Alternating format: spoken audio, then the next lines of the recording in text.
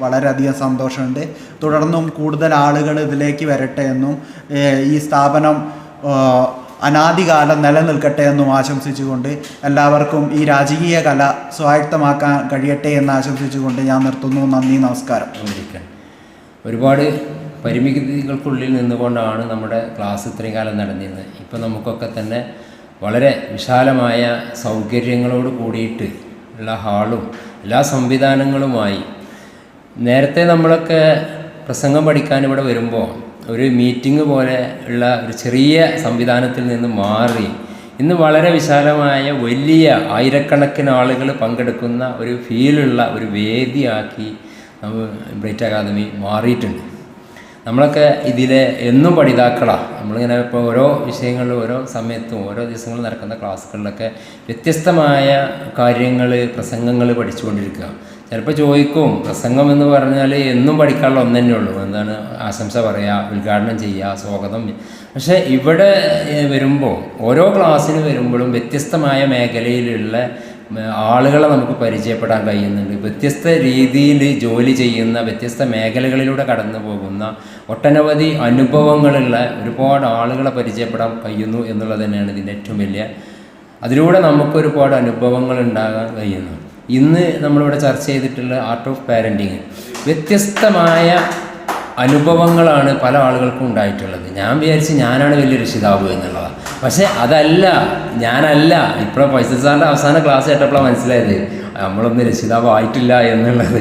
അപ്പോൾ ഇത്തരം വ്യത്യസ്തമായ ആളുകളുടെ അനുഭവങ്ങളൊക്കെ കേൾക്കുമ്പോൾ നമുക്കത് ജീവിതത്തിൽ പകർത്താനുള്ള, നമ്മളൊരു പ്രസംഗം പഠിക്കുന്നതിലപ്പുറത്ത് ഒരു മനുഷ്യൻ എങ്ങനെ നല്ല മനുഷ്യനായി ജീവിക്കാൻ സാധിക്കും, അതിന് എന്തൊക്കെ നേടണം എന്നുള്ള ഒരു അറിവ് കൂടി നേടാൻ കഴിയുന്ന ഒരു വേദിയായി, അല്ലെങ്കിൽ ഒരു മനുഷ്യന് ഒരു ജീവിതത്തിൽ ഒരു മനുഷ്യൻ ഉണ്ടാവേണ്ട ഗുണങ്ങളെക്കുറിച്ചും അത് അദ്ദേഹം അവൻ്റെ ജീവിതത്തിൽ ഒഴിവാക്കേണ്ട സംഗതികളെക്കുറിച്ചൊക്കെ തന്നെ മനസ്സിലാക്കാൻ സാധിക്കുന്ന ക്ലാസ്സുകളാണ് ഓരോ ദിവസങ്ങളിലും ബ്രൈറ്റ് അക്കാദമിയിൽ നടക്കുന്നത്.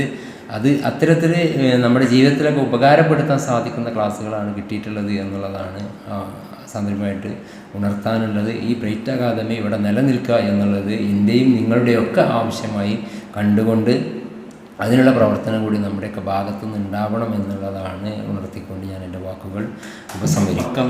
ഇന്ന് രാവിലെ 10:30 ആരംഭിച്ച ട്രെയിനിങ് ആണ്. ഇന്ന് 2:30 ആയി. നമ്മൾ വളരെ സന്തോഷത്തോടു കൂടി വളരെ എൻജോയ് ചെയ്ത് നമ്മുടെ ട്രെയിനിങ് പൂർത്തിയാക്കിയിരിക്കുകയാണ്.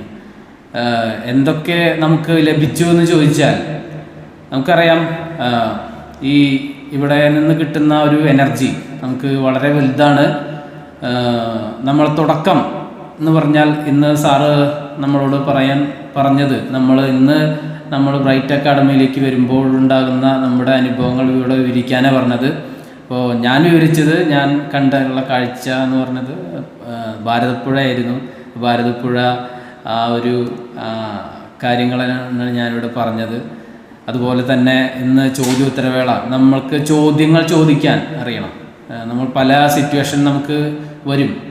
ചിലപ്പോൾ നമുക്ക് നമ്മുടെ ജനപ്രതിനിധികളോട് ചോദിക്കേണ്ടി വരും, അല്ലെങ്കിൽ നമുക്ക് നമ്മുടെ പല മീറ്റിങ്ങുകളും പല ചോദ്യങ്ങളും ചോദിക്കേണ്ടി വരും. ആ ചോദ്യം ചോദിക്കാൻ നമ്മളെ പ്രാപ്തരാക്കുന്ന ഒരു സെഷനാണ് ചോദ്യോത്തരവേള.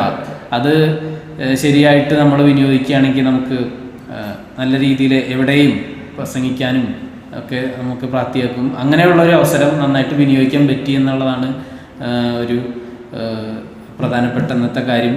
അത് അതിനൊരു ഘടനയുണ്ട്. ആ ഘടനയിലൂടെ പോയി കഴിഞ്ഞാൽ നമുക്ക് എവിടെയും ഏത് ചോദ്യത്തിനും നമുക്ക് പറയാനും അതിനുത്തരം തിരിച്ച് പറയാനും നമുക്ക് കഴിയും. അങ്ങനെ ഒരു ഘട്ടം നമ്മൾ പഠിച്ചു കഴിഞ്ഞു. അത് കഴിഞ്ഞ് നമുക്ക് നമ്മുടെ പ്രധാനപ്പെട്ട ഇന്നത്തെ വിഷയം എന്ന് പറയുന്ന ആർട്ട് ഓഫ് പാരൻറ്റിങ് ആയിരുന്നു. എല്ലാവരും വിഷയം പഠിച്ചു വന്നു. നല്ല രീതിയിൽ എല്ലാവരും അവതരിപ്പിച്ചു. ഇന്ന് എല്ലാവരുടെയും പ്രസംഗം നമുക്കറിയാം, എല്ലാവരും വളരെ ഒഴുക്കോടുകൂടി സംസാരിക്കുകയും ആ വിഷയത്തിൽ നല്ല രീതിയിൽ പറഞ്ഞ് ഫലിപ്പിക്കാൻ എല്ലാവർക്കും സാധിച്ചിട്ടുണ്ട്. നമ്മുടെ ആദ്യം ഇരിക്കുന്ന ഷിയാബ് സാറിൻ്റെ പ്രസംഗം വളരെ മികച്ചതായിരുന്നു. കാരണം അദ്ദേഹത്തിൻ്റെ ആ പ്രസംഗിച്ചു പോകുന്ന രീതി, ഇങ്ങനെ ഒഴുക്കോട് കൂടിയിട്ടുള്ള ഒരു രീതി, അതൊക്കെ നല്ല ഒരു അനുഭവമായിരുന്നു. അതുപോലെ തന്നെ അരുൺ സാർ അരുൺ സാറിന് മുമ്പ് എനിക്ക് പരിചയമുണ്ട്, പിന്നീട് നമ്മൾ ഒരുമിച്ച് അങ്ങനെ കണ്ടിരുന്നില്ല. ഇപ്പോഴാണ് വീണ്ടും കണ്ടുമുട്ടുന്നത്. സാറിൻ്റെ വളരെ നല്ല പ്രസംഗമായിരുന്നു, നല്ല എനർജറ്റിക് ആയിട്ടുള്ള നല്ലൊരു പ്രസംഗമായിരുന്നു അദ്ദേഹം കാഴ്ചവെച്ചത്. അദ്ദേഹത്തിൻ്റെ വാക്കുകൾ, അദ്ദേഹത്തിന് കൃത്യമായിട്ടുള്ള ഒരു വാക്കുകൾ ഉപയോഗിക്കാനുള്ള ഒരു കഴിവുണ്ട്, നല്ല വേർഡ് പവർ അദ്ദേഹത്തിനുണ്ട് മലയാളത്തിൽ. അപ്പോൾ അദ്ദേഹത്തിന് അത് വികസിച്ചു കൊണ്ട് പോകാൻ കഴിയട്ടെ എന്ന് ആശംസിക്കുന്നു. അതുപോലെ തന്നെ ബാലചന്ദ്രൻ സാർ, അദ്ദേഹത്തിൻ്റെ പ്രസംഗം നമുക്കറിയാം, ഒരു പ്രസംഗകൻ്റെ പ്രധാനപ്പെട്ട ആയുധമാണ് ശബ്ദം എന്ന് പറയുന്നത്. ആ ശബ്ദം ഗാംഭീര്യത്തോടു കൂടി അദ്ദേഹം അവതരിപ്പിക്കാനുള്ള അദ്ദേഹത്തിൻ്റെ കഴിവ് അത് വളരെ മികച്ചതാണ്. അതുപോലെ തന്നെ ബാബുരാജ് സാർ അദ്ദേഹം നമുക്കെല്ലാവർക്കും ഒരു പ്രചോദനമാണ്. എന്താണ് കാരണം എന്ന് വെച്ചാൽ, പലപ്പോഴും നമ്മൾ പഠിക്കാനും ഒരു പ്രസംഗം പോലെയുള്ളൊരു കഴിവ് വളർത്തിയെടുക്കാൻ എങ്ങനെ നമ്മൾ അതിന് വേണ്ടിയിട്ടുള്ള സമയം, നമ്മുടെ വിലപ്പെട്ട സമയമാണ് അദ്ദേഹം ഇവിടെ മാറ്റിവെച്ച് വരുന്നത്. അപ്പോൾ അദ്ദേഹത്തിന് അതിൻ്റെ പ്രാധാന്യം അറിയാം.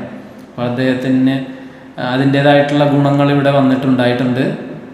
അദ്ദേഹത്തിനും എല്ലാ ആശംസകളും നേരുകയാണ്. അതുപോലെ തന്നെ മൂസ ഹാജി സാർ, ഞാൻ പറയേണ്ട ആവശ്യമില്ല, കാരണം ഈ ബ്രൈറ്റ് അക്കാഡമിയുടെ ഒരു അംബാസഡറാണ്, അല്ലെങ്കിൽ ഒരു ലൗഡ് സ്പീക്കറായി മാറിക്കൊണ്ടിരിക്കുകയാണ് അദ്ദേഹം.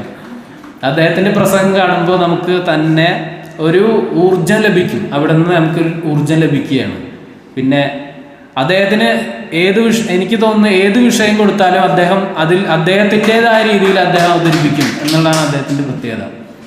അപ്പോൾ ഇനിയും കൂടുതൽ വിഷയങ്ങൾ അദ്ദേഹത്തിന് നന്നായിട്ട് പൊതുവേദികളിലൊക്കെ നന്നായി സംസാരിക്കാൻ പറ്റട്ടെ എന്ന് ആശംസിക്കുകയാണ്. പിന്നെ അജ്മൽ സാർ പറയേണ്ട ആവശ്യമില്ല, അദ്ദേഹം ഒരു അധ്യാപകനാണ്. അദ്ദേഹത്തിൻ്റെ പ്രസംഗങ്ങളിൽ നമുക്ക് അറിവ് ലഭിക്കുന്നുണ്ട്, അതുപോലെ തന്നെ പ്രചോദനം ലഭിക്കുന്നുണ്ട്, അതുപോലെ തന്നെ നമുക്ക് പ്രവർത്തിക്കാനുള്ള ഒരു ഊർജ്ജമൊക്കെ അദ്ദേഹത്തിൻ്റെ പ്രസംഗങ്ങളിൽ ലഭിക്കുന്നുണ്ട്. അദ്ദേഹം ഒന്നുകൂടി ശ്രദ്ധിക്കുകയാണെങ്കിൽ നല്ലൊരു പ്രസംഗകനായിട്ട് ഇവിടെ നിന്ന് അദ്ദേഹത്തിന് പോകാൻ കഴിയും, അദ്ദേഹത്തിൻ്റെ മേഖലയിൽ വിജയിക്കാൻ കഴിയുമെന്നുള്ളതാണ് തന്നെയാണ് പറയാനുള്ളത്. അപ്പോൾ എല്ലാവർക്കും ഇനി അവരുടേതായ മേഖലയിൽ പ്രസംഗം നല്ല രീതിയിൽ വിനിയോഗിക്കാൻ കഴിയട്ടെ എന്ന് ആശംസിക്കുകയാണ്. അപ്പം ഇവിടെ നമുക്ക് ഈ തരത്തിലുള്ള അവസരം ഒരുക്കി തരുന്ന ഫൈസൽ സാറിന് എത്ര നന്ദി പറഞ്ഞാലും തീരില്ല. എനിക്ക് ഇനി എത്രത്തോളം കണ്ടിന്യൂസ് ആയി വരാൻ പറ്റുമോ എന്നറിയില്ല, കാരണം ഇനി സ്കൂളുകൾ തുറക്കാൻ പോവുകയാണ്. എന്നാലും പരമാവധി ഞാൻ വരാൻ നോക്കുന്നുണ്ട്. അതിനുള്ള അവസരം ദൈവം ഒരുക്കി തരട്ടെ എന്ന് ഞാൻ സ്വായത്തമാക്കുക എന്ന മഹത്തായ ലക്ഷ്യവുമായി ഒത്തൊരുമിച്ചിട്ടുള്ള എല്ലാവർക്കും എൻ്റെ അഭിവാദ്യങ്ങൾ. നമ്മുടെ ഇന്നത്തെ ക്ലാസ്സിൻ്റെ അവസാന സെഷനായ ഫീഡ്ബാക്കാണ്. എന്നെ സംബന്ധിച്ചിടത്തോളം വളരെ അവസാന നിമിഷം മാത്രമാണ് ഞാൻ ക്ലാസ്സിൽ പങ്കെടുക്കുന്നത്, പോസ്റ്റ് ചെയ്യാറുള്ളത്. എൻ്റെ സാഹചര്യങ്ങൾ അത്തരത്തിലാണ് എന്നതുകൊണ്ട് തന്നെ ഷിയാബ് സാറിന് പറഞ്ഞ പോലെ തന്നെ അവസാന നിമിഷം മാത്രം എത്തിപ്പെടുന്ന കുട്ടികളാണ്. ഇന്നലെ നൈറ്റ് ഡ്യൂട്ടി ആയതുകൊണ്ട് തന്നെ പല വാക്കുകൾക്കും എനിക്കൊരു ഇടർച്ച സംഭവിച്ചിട്ടുണ്ട്. സാധാരണ വാക്കുകൾക്കൊന്നും അങ്ങനെ ഒരു ഇടർച്ച സംഭവിക്കാറില്ല. പിന്നെ ഇന്നത്തെ ക്ലാസ് നന്നായിട്ട് ആസ്വദിക്കുകയും ഒരുപാട് കാര്യങ്ങൾ പഠിക്കുകയും ചെയ്തിട്ടുണ്ട്. ഷിയാബ് സാറ് പ്രസംഗം ഒരു പ്രത്യേക ഒഴുക്കോടുകൂടി ഈ പ്രസംഗപീഠത്തിൽ എത്തിച്ചേർന്നുണ്ടെങ്കിൽ ഒരു വരദാനം പോലെ അദ്ദേഹത്തിൻ്റെ നാവിൻ മുമ്പിലൂടെ ഒരുപാട് വാക്കുകൾ ഒഴുകുന്നതായിട്ടാണ് നമുക്ക് തോന്നാറ്. ഒരുപാട് കാമ്പുകളുണ്ട്. അതുപോലെ തന്നെ വരുൺ സാറിൻ്റെ പ്രസംഗം, വാക്കുകളിങ്ങനെ നിരനിരയായി ഒഴുകുകയാണ്. സ്പീഡ് എവിടെ നിന്നാണ് ഇങ്ങനെ വാക്കുകൾ ലഭിക്കുന്നതെന്ന് ഞാൻ സത്യത്തിൽ അത്ഭുതപ്പെട്ടിട്ടുണ്ട്.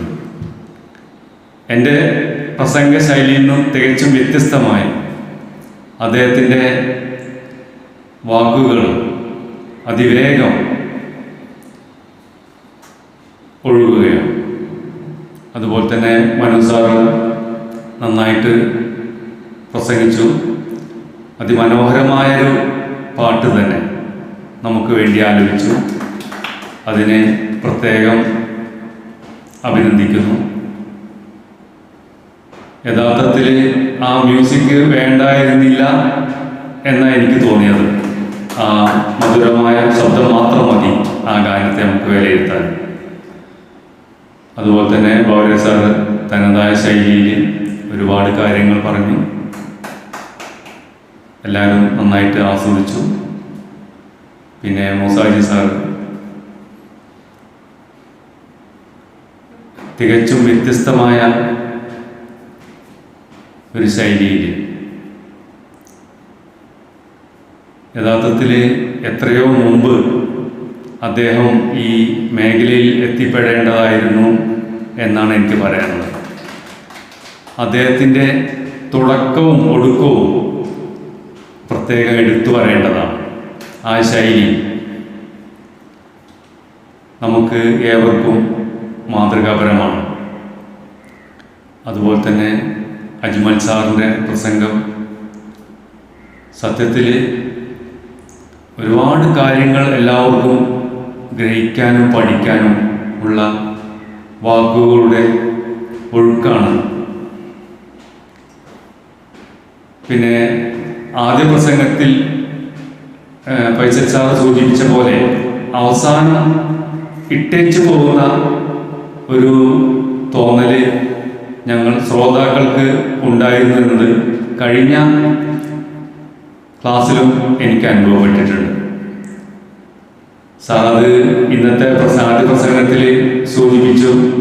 പക്ഷേ അതിന് ശേഷമുള്ള പ്രസംഗത്തിൽ അദ്ദേഹത്തിന് ആ തെറ്റുകളെല്ലാം തിരുത്തി വളരെ മനോഹരമാക്കിയിട്ടുണ്ട്. ഒഴുക്കുകൾ, ആ വാക്കുകൾ ഇങ്ങനെ ഒഴുകുന്ന ഒരു പ്രസംഗമാണ് അദ്ദേഹം നടത്തിയത്, കാമ്പുള്ള പ്രസംഗം. പക്ഷെ അവസാനം വെച്ച് സാറ് ഫീഡ്ബാക്ക് പറഞ്ഞ പോലെ നന്ദി അവസാനിപ്പിക്കുന്നത് ഇവിടുന്ന് വിട്ടു കൊണ്ടാണ് അദ്ദേഹം പിന്നെ നന്ദിയും ഇതൊക്കെ പറഞ്ഞത്. ഒക്കെ ഈ അവസാനം ആശംസാ പ്രസംഗത്തിൽ അദ്ദേഹം തിരുത്തിയിട്ടുണ്ട്. വളരെ നന്നായിട്ടുണ്ട്. പിന്നെ നമുക്ക് ഈ സൗകര്യങ്ങളെല്ലാം ഒരുക്കി തന്ന ഫൈസൽ സാറിനോട് എത്ര നന്ദി പറഞ്ഞാലും തീരില്ല. അദ്ദേഹത്തിന് പ്രത്യേക നന്ദി പ്രകാശിപ്പിച്ചുകൊണ്ട് എല്ലാവർക്കും നല്ലത് വരട്ടെ എന്ന് പ്രാർത്ഥിച്ചുകൊണ്ട് ഞാൻ എൻ്റെ വാക്കുകൾ എല്ലാവർക്കും നമസ്കാരം. ഇന്നത്തെ വിഷയത്തിൻ്റെ ഫീഡ്ബാക്ക് പറയാൻ വേണ്ടിയിട്ടാണ് ഞാനിവിടെ എത്തിയിട്ടുള്ളത്. എല്ലാവരും ഒരുവിധം മാന്യമായിട്ട് സംസാരിച്ചു. ചില വിട്ടുവീഴ്ചയിൽ പഠിക്കുന്ന കാലത്ത് എല്ലാവർക്കും ഉണ്ടാവും. അത് എനിക്കും കൂടുതൽ സംഭവിച്ചതാണ് എനിക്ക് തോന്നിയത്. എല്ലാവരും അതിലേറ്റക്കുറച്ചിൽ നമ്മൾ ഉൾക്കൊണ്ട് എല്ലാവരും നല്ല രീതിയിൽ പ്രസംഗിച്ചിട്ടുണ്ട്. ഞാൻ പറയണമെങ്കിൽ ഇപ്പോൾ ഈ പ്രസംഗ കലയെ ശരിക്കും ഞാൻ പ്രേമിച്ചു എന്ന് പറയണം. പക്ഷേ തിരിച്ചിങ്ങോട്ട് പ്രേമം കിട്ടിയില്ല. അതാണ് എൻ്റെ തോൽവി. അതും കൂടി കിട്ടുകയാണെങ്കിൽ ഒരുവിധം ക്ലിയർ ആയിന്. അതിന് അടുത്ത ക്ലാസ്സിൽ മാഷ് ഇങ്ങോട്ട് തിരിച്ച് പ്രേമിക്കാനുള്ള ഒരു വകുപ്പും കൂടി പറഞ്ഞതാണ്. അതേമാതിരി ഇപ്പോൾ ചിലവർ എൻ്റെ എന്തുകൊണ്ടോ എന്നെ കഴിഞ്ഞ ദിവസങ്ങളിലൊക്കെ ഇടയ്ക്ക് വിളിക്കാറുണ്ട്. ഞാനൊരു പ്രസംഗ കലയുടെ ഒരു കളരി നടത്തുന്ന ആളായിട്ടായിരിക്കും അവർക്ക് തോന്നിയിട്ടുണ്ടാവുക. ഇപ്പോൾ കഴിഞ്ഞ ദിവസം എന്നെ ഒരാൾ വിളിച്ചു, തിരുവനന്തപുരത്ത് നിന്ന്, പേര് ഞാൻ ഓർക്കുന്നില്ല, ഒരു ഇടപ്രായം, ഒരു 50 വയസ്സിന് താഴെയുള്ള ആൾ. കുറച്ച് ഇടയ്ക്ക് എന്നെ വിളിക്കാറുണ്ട്. ഒരു ദിവസം ഗുരുവായൂർ വന്നിട്ട് എന്നെ കാണണമെന്ന് പറഞ്ഞു. അപ്പോൾ ഞാനന്ന് തിരക്കായിരുന്നു. ഞാൻ ഗുരുവായൂരുണ്ടായിരുന്നു, പക്ഷേ കാണാൻ പറ്റിയ സിറ്റുവേഷനല്ലായിരുന്നു. അപ്പം ഞാൻ വിചാരിച്ചു എന്നെ കാണണ്ട, അതിലുള്ള മനസ്സിലുള്ള രൂപം അങ്ങനെ നിൽക്കട്ടെ.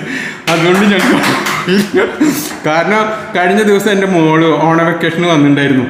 അപ്പോൾ സാറിട്ട ആ എൻ്റെ ക്ലിപ്പ് അത് കണ്ടിട്ടുണ്ടെങ്കിൽ സുകുമാരൻ അഴിക്കോടൊക്കെ പ്രസംഗിക്കണമാതിരി തോന്നും. പക്ഷേ എന്നോട് എന്നിട്ട് മോള് പറഞ്ഞു, അച്ഛൻ നല്ലവണ്ണം പ്രസംഗിക്കുന്നുണ്ടല്ലോ. അപ്പോൾ ആൾ കുറച്ച് മസ്ക് അടിക്കാൻ കഴിവുള്ളൊരു പെൺകുട്ടിയാണ്.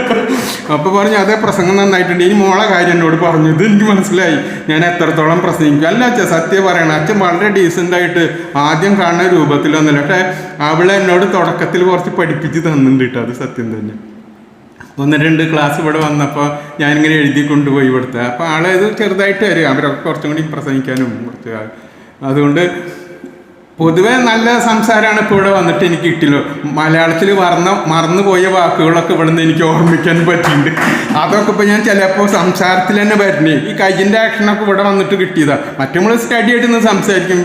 മീറ്റിങ്ങുകളിലൊക്കെ ഇപ്പോൾ ഞങ്ങളെ ഇതിൻ്റെ കമ്പനിയുടെ മീറ്റിങ്ങുകളൊക്കെ ഇരുന്ന് സംസാരിക്കുന്ന പ്രസംഗമല്ലല്ലോ അത്. എല്ലാവരും കൂടി വർക്കേഴ്സ് അല്ലെങ്കിൽ സൂപ്പർവൈസറൊക്കെ കൂടി ഇരുന്ന് സംസാരിക്കും. ഇപ്പോൾ ഇവിടെ വന്നപ്പോൾ കഴിഞ്ഞ ദിവസം എനിക്ക് നല്ലൊരു ചാൻസ് കിട്ടി സുരേഷ് ഗോപിയുടെ അവിടെ ഒരു ഫുഡിന് പോകാൻ. അപ്പം ഞാൻ ഒരുങ്ങിപ്പോയി, എന്തെങ്കിലും ചോദിക്കണം അദ്ദേഹത്തിനോടുള്ളൂ. പക്ഷെ എന്നെ ആരും മൈൻഡ് ചെയ്തില്ല. അപ്പോൾ ഞാനവിടെ കാരണം എല്ലാവരും വലിയ വലിയ ആൾക്കാരാണ്. ഞാനായിരിക്കും അതിൽ വേണമെങ്കിൽ ഒതുങ്ങിയിരിക്കുന്ന ഒരാൾ.